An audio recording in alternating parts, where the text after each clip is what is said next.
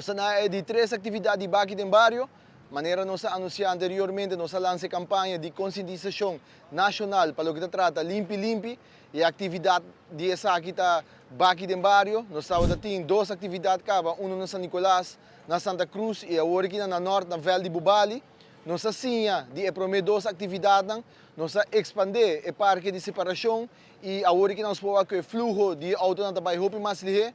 Me quero agradecer a comunidade de Aruba para escutar a chamada também de preparar de antemano, para que nós separar o desperdício e depositar isso aqui também separar. Nós estamos coletando tanto green waste, cartão, tire, construction waste, metal e e-waste e às vezes bulk waste. Me serviço que a comunidade está mostrando que está disposto para separar, mirando a quantidade de desperdício que nós estamos coletando aqui na Vale de Bubali. A próxima atividade toma lugar dia 21 de outubro, que nós caminhamos com o parque de separação de Baki do bairro, lota do bairro de Dakota.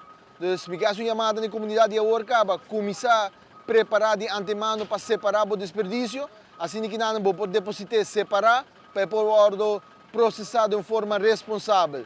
E às vezes me quero tomar a oportunidade aqui para agradecer o plug de BCI, que faz um tremendo trabalho para a atividade e o fluxo por aqui na Smooth.